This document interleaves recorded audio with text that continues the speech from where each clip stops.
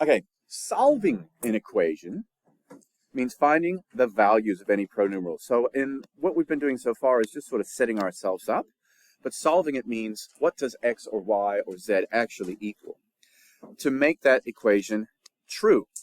These values are called solutions. So the solution to the equation is the value of whatever number we find that makes that equation true. So an unknown in an equation is a pronumeral. What's an example of a pronumeral? Literally any letter. Yeah, a pronumeral is a fancy word for a variable. A, B, C, X, Y, Z. So an unknown is a value that needs to be found in order to make the equation true. So there will be truth. We found a couple of them yesterday. One method of doing this is by inspection, also called, yeah, you can do it by trial and error. So you can just try different values until the equation is true. So let's see what happens here. For each of the following equations, find the value of the missing number. So instead of a pronumeral here, we just have a box. So what would make that true? I see hands going up. Tell me. If I just guess that 5 is in there, 7 times 5 is 35. That you haven't done any fancy algebra work. You've just done it by inspection. You tried 5. How do we know it's true? We know for sure 5 times 7 is 35, and we can plug it into a calculator to find out as well. What about the next one? 20 minus something equals 14. You can see that by inspection. You can see that if I put a 6 in there and actually then do it, if I put 5 in, what would I get? So that would mean that one's not true. So we're doing exactly the same thing for example 5, but instead of a little box, we've got a letter or a pronumeral. So we actually just have to think, what can I put in the place of C that makes this equation true? Any ideas? What plus 12, so it's the same as before, but we're using a C, equals 30. I'm hearing 18. So if I put 18 in there, let me think, yeah, that works. So therefore, here's my 3 little dots. C equals 18. And how do we prove it?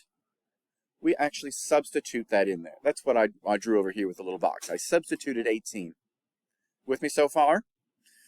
Now we've got to find out what B would be. When we've got a coefficient, which is a number, straight next to a pronumeral, what is the operation that's implied?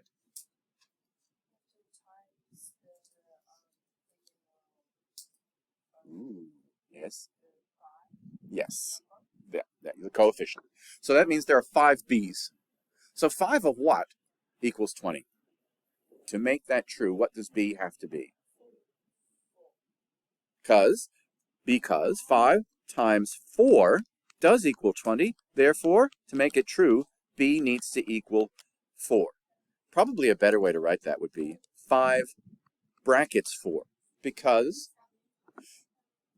just in the same way that a 5 next to a pronumeral means they're multiplied, a number next to something that's bracketed, or even a pronumeral next to something that's bracketed, that would be weird to write that, means they're multiplied. So when I substitute for 5b, I'm going to write 5 and put the number in brackets. So it means they're multiplied together. Last one, we've just got to do an extra step. How many x's do we have? Yeah, there's 2 x's there. 2 of something plus 13 makes 21. So how are we going to figure this out? What we can just guess. What do you think? You think 8. So if we put 2, we're just doing this through inspection. We're going to see what happens. Equals 21. So 8 times 2 is 16 plus 13 equals 21. What's 16 plus 13? Yeah, so that doesn't make it true, but that's good. We tried. So what number do we have to replace it with, that 8? Is that 8 too big or too small? It's too big because the number in the end turned out to be too many. We're going to go with 4. Go back here.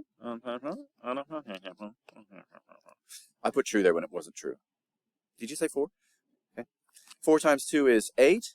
8 plus 13 is... Okay, now it's for sure true. And so, therefore, how did we get that? Well, we tried 8, and 8 gave us a number that was bigger than the 21. So we could have gone to 7 and gone through 6, but We've gone right to 4. 4 times 2 gives us 8. Therefore, if x equals 4, then the equation is true. We'll do some practice with these. There you go.